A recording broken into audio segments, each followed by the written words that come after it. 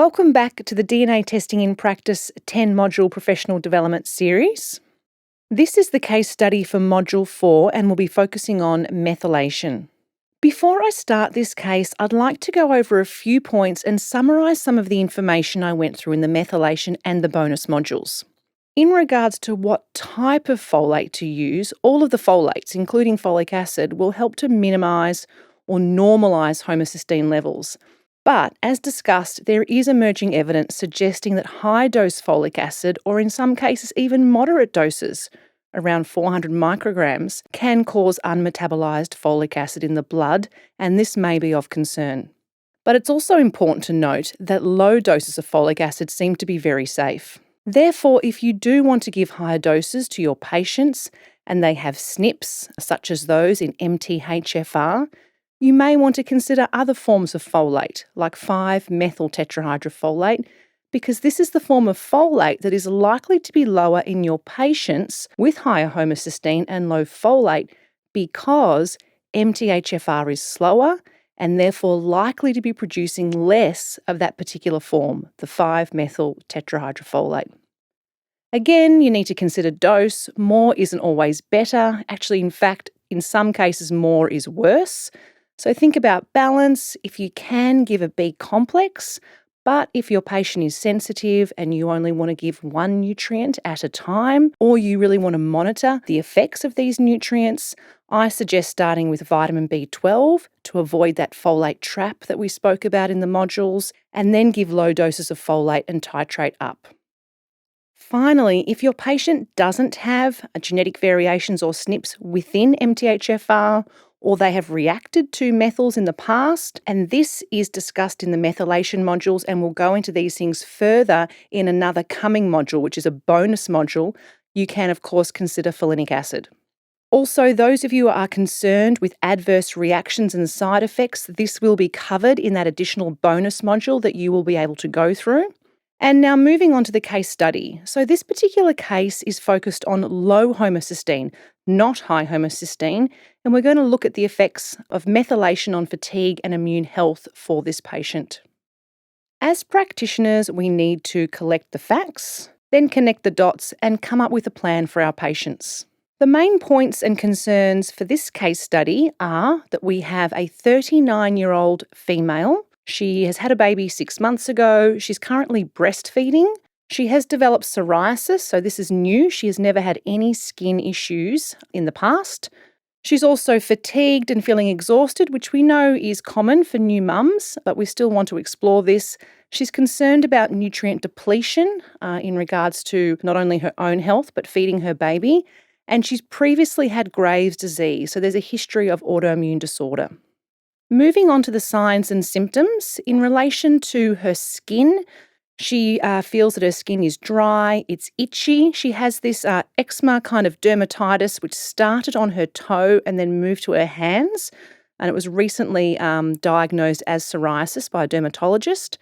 Just before the dermatitis really flared up on her hand, she had strange sensations with touch, so she was feeling things and it felt quite unusual and uncomfortable. And in addition, she actually started getting a number of pimples and almost sort of like acne on her face, which again is not something that was common for her, and she really hadn't had any pimples sort of since she was a teenager. So these are all new things that have recently flared. In relation to her gut, her bowels fluctuated between loose and formed stools. She wasn't regular but didn't report any constipation or diarrhea, so nothing that extreme. There's no bloating or pain and no known food sensitivities.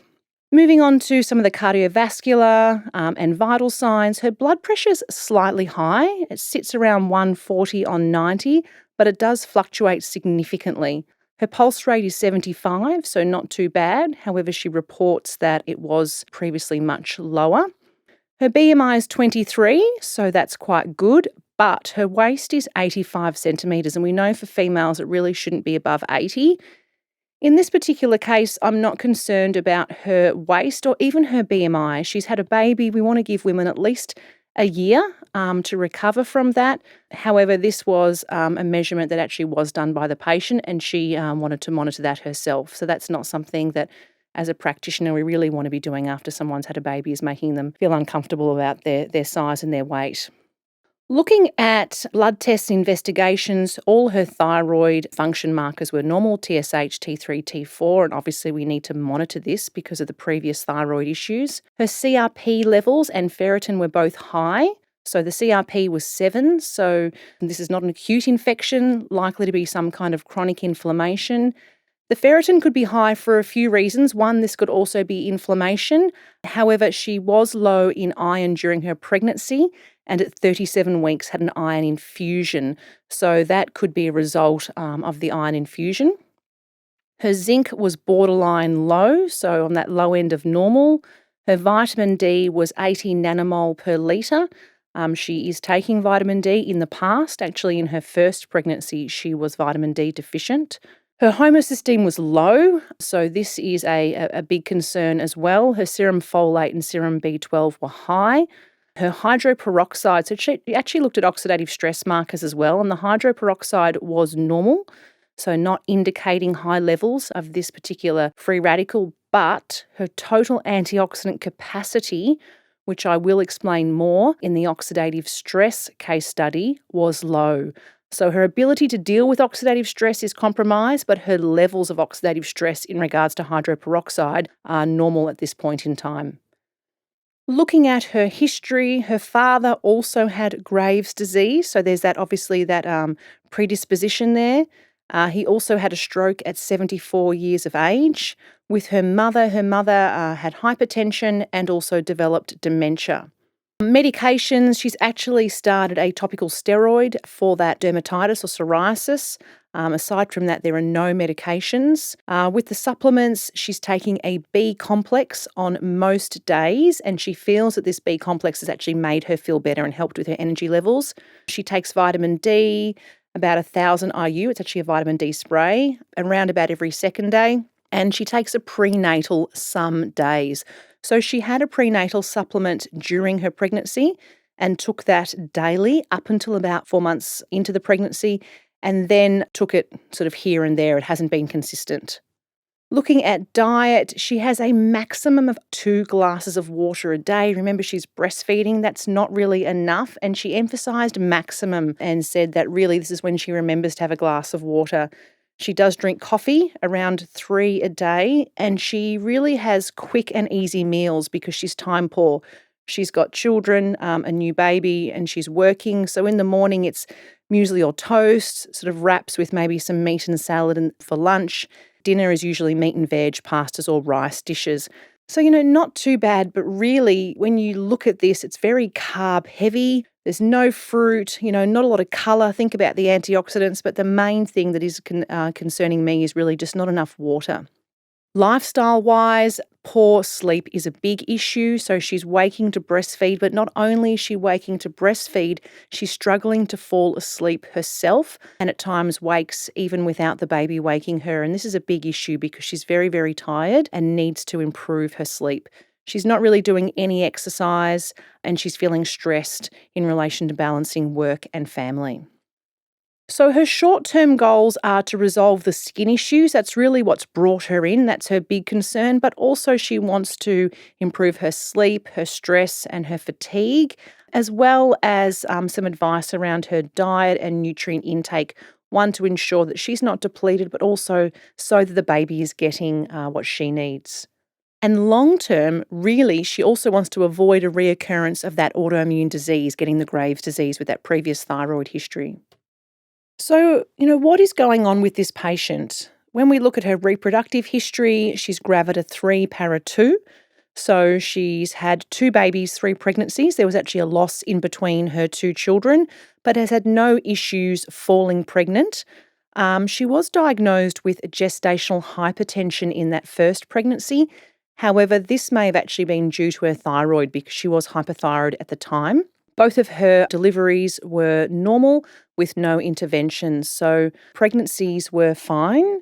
Moving on to her autoimmune history, obviously she's had the Graves, which is significant, and she has a family history of autoimmune disease as well, with her father and thyroid disease, and currently she's got psoriasis, so definitely something going on with her immune health.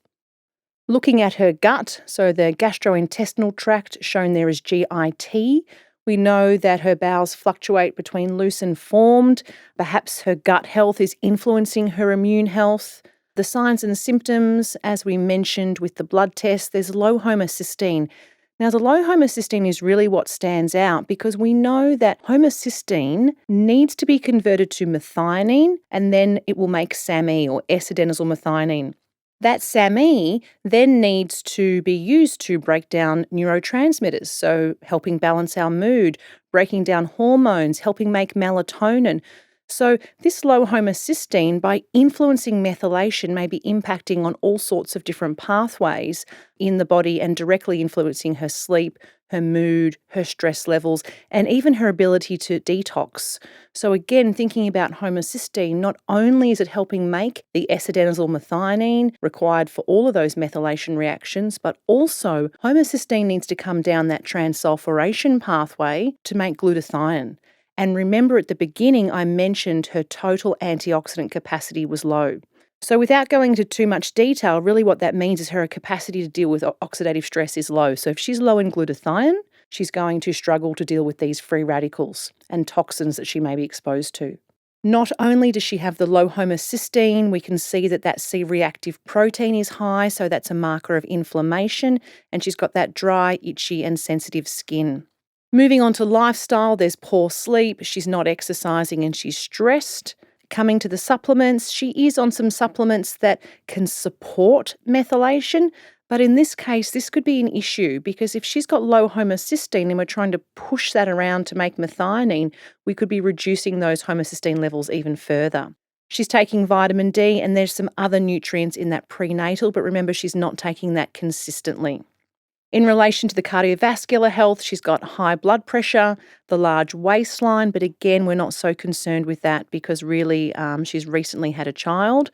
And then with diet, there's limited water, limited protein. Something that I didn't mention is that she also reported that she was losing her hair. Now we know that's normal after pregnancy, but that also could be a deficiency of protein.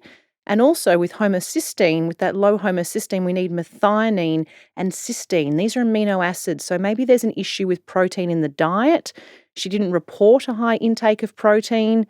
By not getting all those coloured fruits and vegetables, she's limiting her antioxidant intake. And the diet was very carb heavy. So there's a lot of things going on here. It looks like there's some immune disorder, whether that's caused by leaky gut, the poor diet, or really just hypermethylation. There could be a number of factors. Moving on to the genes associated with methylation and homocysteine, she's heterozygous for MTHFR1298, so she's normal for the 677 variation, but a heterozygous for 1298. So it's a small impact on MTHFR, but still worth noting. She's also heterozygous within MTHFD1 at position 1958.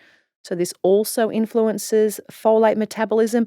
But remember, this also links with choline and a higher requirement for choline. And she's homozygous for MTRR. Remember, that's the enzyme that helps regenerate methyl B12 and needed to convert homocysteine to methionine. And BHMT, betaine homocysteine methyltransferase, the other gene that's needed to convert homocysteine to methionine. And she's heterozygous. You can see there the plus minus for CBS, cystathionine beta synthase. And this is the enzyme that's pulling homocysteine down that transsulfuration pathway. So when you look at these genes, although they're not too bad, it would suggest that she's likely to have slightly higher homocysteine. But remember, we looked at the bloods and she was low. Her homocysteine levels before she was pregnant were actually 11, so it's slightly high. So there's been a change during pregnancy. We do know that homocysteine does drop significantly during pregnancy. There's lots of evidence for that, and it makes sense because we are using up all of our methionine for protein synthesis in the development of the baby. But to get down below 5, that's an issue because there may not be enough to then make these proteins for the methionine, the S-adenosine methionine, and glutathione, as I mentioned before. Moving over along the slide, there are a number of SNPs in relation to cholesterol or cardiovascular health. There's the SNP in the fatty acid desaturase, so perhaps she needs a little more omega-3s. Again, looking at the diet, she's not reporting a high fish intake. She's not really having a lot of those omegas and healthy fats, and she's got the SNP. She's homozygous for the PON1, as we mentioned. We know this is both an antioxidant, it's something that breaks down the organophosphates, but it is also associated with oxidized LDL, and it's a strong risk factor for cardiovascular disease. And she's normal for the factor 5 and factor 2, and I mention those because they are important factors when we're looking at cardiovascular health and stroke and blood clots. Looking at her genes and her genetic predispositions in relation to blood pressure, she does have SNPs within AGT and NOS.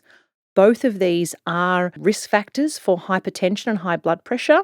And again, this ties in with her family history of the cardiovascular, the stroke, and the hypertension. Moving on to nutrients, there are a couple of SNPs in relation to the vitamin D genes, suggesting she may need a little bit more vitamin D. I haven't gone through those in detail. We went through those in detail in the last case study. Off the top of my head, there was a SNP in DHCR7. She's heterozygous in the vitamin D transporter, the GC, and also that CYP24A1 in breaking down the vitamin D. So a couple of things, but not too bad, assuming she is out in the sun. But remember, she's also taking a vitamin D supplement. In relation to B12, again, this ties into methylation. She's heterozygous for FUT2 and TCN2, so the vitamin B12 transporter, suggesting she may have a slightly higher need for vitamin B12. And with choline, this is something that stood out. With PEMT, she is a plus, so homozygous, so she's likely to be making less of that phosphatidylcholine, and she's homozygous for BHMT and heterozygous for the MTHFD1 at that position 1958. That's the one with more evidence. So all of those SNPs suggesting a higher intake of choline may benefit her because genetically she needs this. These SNPs are associated with reduced choline and increased risk of choline deficiency. And thinking back to methylation, remember that choline also acts as a methyl donor, and if someone's low in folate, they will turn to choline to support methylation. In addition, she also has genetic variations or SNPs within the antioxidant enzymes. So with superoxide dismutase or SOD2, the one that's particularly found in the mitochondria, she's heterozygous. So it's only one variant, but still that does reduce the ability of superoxide dismutase to break down superoxide, which is a very potent free radical. She's also homozygous for glutathione peroxidase and homozygous for PON1. So all of these may make her a little more susceptible to oxidative stress. Looking at detox, it's not too bad. There's a SNP with the N-acetyltransferase, but she is homozygous for that glutathione transferase P1. So with that GST-P1, perhaps that glutathione transferase, that phase 2 detox enzyme, may not be working as well. But in addition to having the genetic variation, she may also be low in glutathione. Now, we haven't measured levels. We can't say this for certain, but we know that the precursor, what we need to make glutathione, which is the homocysteine, is low. So it's likely that she's not getting as much glutathione, and this could interact with that SNP and have a greater impact on her ability to detoxify. Hormones, she's got SNPs in cytochrome P450-17A1, 19A1 and 1B1, suggesting that she's pushing towards that higher estrogen, but her COMT is normal. So assuming she has enough of the methyl groups, remember COMT is catechol O methyltransferase. It requires a methyl group to function. So her gene is normal, and if she's got enough magnesium and enough of the methyl groups, her COMT should be methylating and helping break down these estrogens. However, we know she's low in homocysteine, so there's likely a methylation problem. So even though the gene is normal, if she doesn't have that methyl group, she might not be breaking down her hormones. And again, thinking about her skin, these breakouts, she mentioned a little bit about moods, this could be influenced by her hormones and not being able to metabolize and break these down. So here you can actually see the results. Obviously, we've summarised all of the results on the previous slide, but you can see the report in relation to the folate SNPs. She's got a single variation or a heterozygous for MTHFD1 1958 and MTHFR 1298. So this isn't too bad. But looking at the homocysteine methionine SNPs, we can see that with MTR and MTRR and BHMT, all of the genes that are required to convert homocysteine to methionine, There's variations here suggesting that she may be at higher risk for homocysteine. So really emphasising what was said on the previous slide. Also, when we move further down the report, we can see with CBS, she's inherited one variation. Again, she's heterozygous, so perhaps she's not pulling as much of that homocysteine down the transsulfuration pathway, or it's a little bit slower. Remember, this is dependent on vitamin B6 as a cofactor, but also note here that CBS is actually regulated by S-adenosylmethionine, that's SAMe. So in this case, the SNP really isn't the big factor here. What we're concerned about is the levels of S-adenosylmethionine, because that needs to bind with CBS to actually turn it on and then pull homocysteine down the transsulfuration pathway. So this is actually a clever mechanism by the body, because if there's low homocysteine, we don't want that being pulled down the transsulfuration pathway. We need that to make our basic building blocks, the methionine, the amino acids. In addition, we can see PEMT. I mentioned that she was homozygous for PEMT, likely increasing her need for choline. All right, so what are we going to do? Looking at her diet, it's very easy to see that she needs more water and less coffee. So in this particular case, what I suggested is that she could stick with her morning coffee. Really, she relied on that. She'd wake up, do the morning feed with the baby, then have a coffee. And then what I suggested is replacing that second and third coffee with hopefully water, but also a piece of fruit or having some snacks. She really hadn't had any issues with weight loss. So this is not about losing weight. This is her about getting more nutrients into the body. I spoke to her about increasing protein, fruits and vegetables, also chewing properly, particularly with new mums or anyone that's in a rush. Often we just sort of grab our food and swallow it. This is obviously going to impact on digestion, in the availability of nutrients. So even though she's busy and stressed and tired, just trying to take the time to chew her food, help that digestion, help her get as much of the nutrients as she can from her food. In relation to protein, making some easy swaps.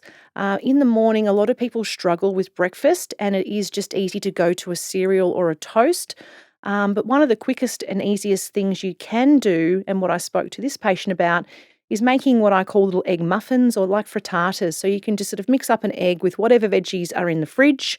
It could be capsicum, it could be, spinach, whatever you have, you can put in with the eggs like a frittata.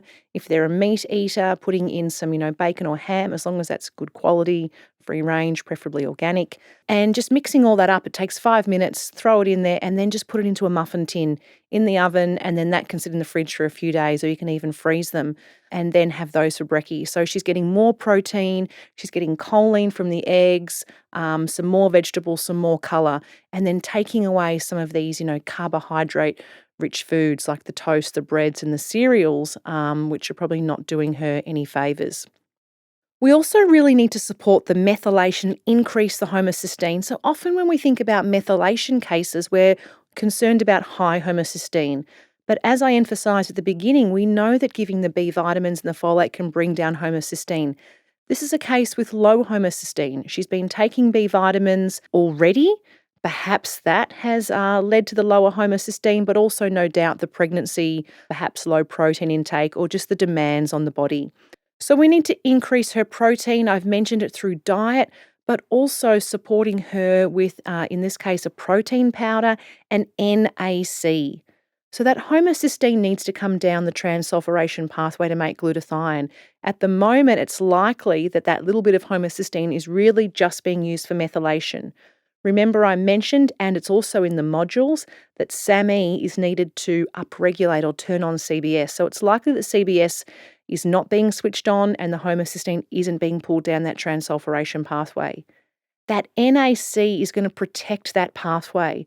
The NAC is going to bring in the cysteine, and then that can be converted to glutathione.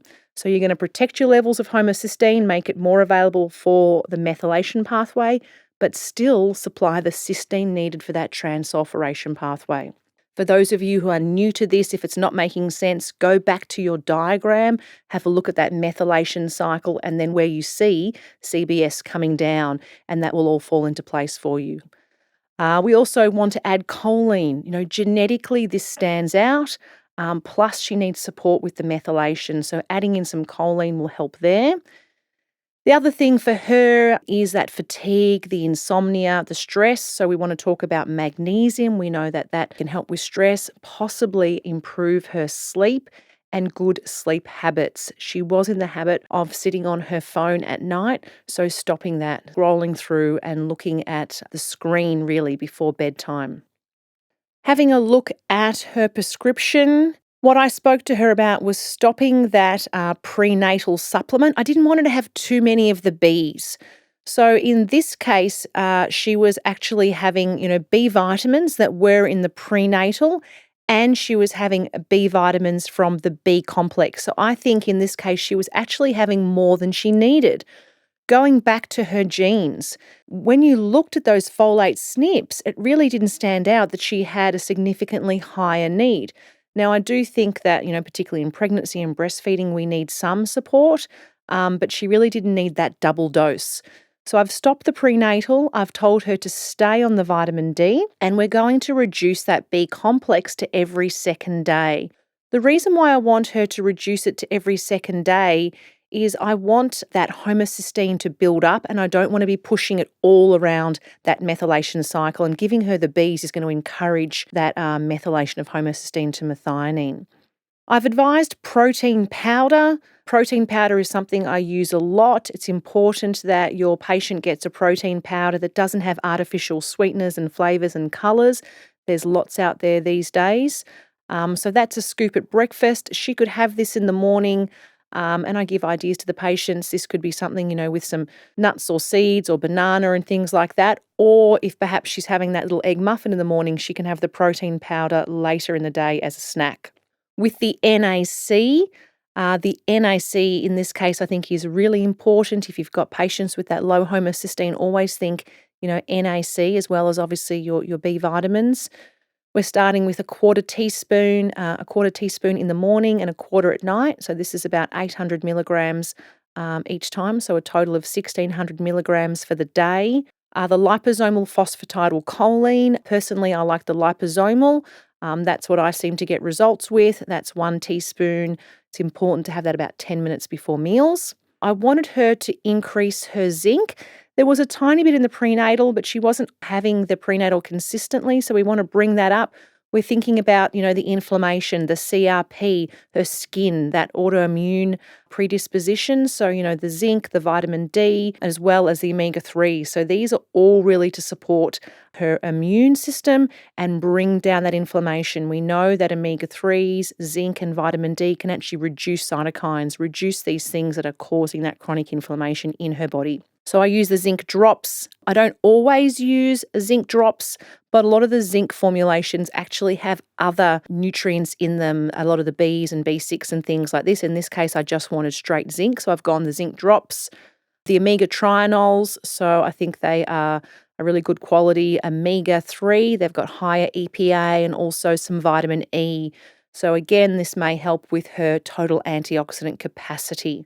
At night, Ultra Musclease night, so to help her get to sleep and try to have a better quality sleep. And with the B complex, as it shows there, 1 capsule every second day. So this is what I started with. However, sort of with follow-up consults, we sort of found that having the NAC or trying to remember to have the NAC 30 minutes before meals was a struggle for her. So she ended up putting it into her smoothie with the protein powder. So what I actually did was end up just increasing that to half a teaspoon.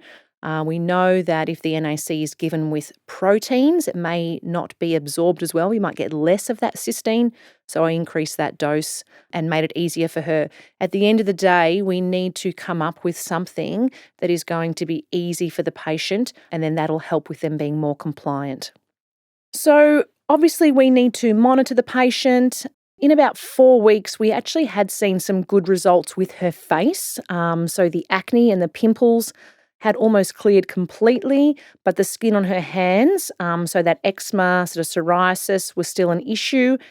She reported her sleep was a bit better, but she still felt really, really tired. We really need to do some follow-up testing. I wanted to monitor her thyroid. That really is the pressing issue. We don't want that autoimmune thyroid disease to come back. Homocysteine, we want to see that the homocysteine levels have come up so that she actually has enough of that intermediate amino acid to then make her methionine, her cysteine, and support methylation. CRP, hopefully that's come down, her ferritin, which was high, and methylmalonic acid. So I really wanted the methylmalonic acid to find out what her B12 levels were. Remember, we've dropped that B complex to every second day. At the beginning, we showed that the serum folate and serum B12 were sort of in that normal, actually upper end of normal. However, as was explained in the methylation module, the serum folate, and more so when you look at the bonus module, I go into a bit more detail about serum B12, these really aren't the best markers for fully understanding an individual's folate and B12 status. In addition, there was other testing that I would like, but we need to be realistic for what the patient can afford and do. It would be good to look at the hydroperoxide and the total antioxidant capacity. Hopefully that's increasing. A methylation profile would be great, but in this case where really the homocysteine is probably enough, but a methylation profile would be good if she could afford it. I was also thinking about vitamin A. Whenever someone comes in with skin issues, you're possibly thinking vitamin A as well as immune disorders. Getting back to the genetics, I didn't mention the BCM01, and that's because her BCM01 was normal. What that means is she's likely to be converting her beta carotene into vitamin A efficiently. So genetically, it didn't stand out, but based on her symptoms, it was something in the back of my mind. I would like to know her zinc levels and also follow up on her vitamin D. But with the testing, it's just these initial tests that I've asked for first, and then the others are a bit of a wish list, particularly if she doesn't start to improve, we can dig a little deeper. So at the 12-week mark, really the biggest improvement was the skin on her face. So her skin looked much better, the acne was gone, the pimples were clear, the psoriasis on her toe had resolved, and that's really where it started. But on her hands, it was still an issue. She was still using a bit of that cortisone, that steroid cream. Her sleep was better, but still tired. So at this point, she'd actually stopped breastfeeding. She was quite disappointed and sad to do that, but the reality is she knew that her health was compromised and she wanted to ensure that her baby was getting the right nutrients, and sleep was a big issue. She was also hoping that with the bottle, the baby would sleep through the night because that happened with her previous child, but in this case, she was still waking. So she'd stopped breastfeeding. Her homocysteine had gone up from 4 to 6. So it's now in the normal range, which is excellent. That's really what we wanted. I mean, with this case, there is absolutely no doubt that methylation is a big factor.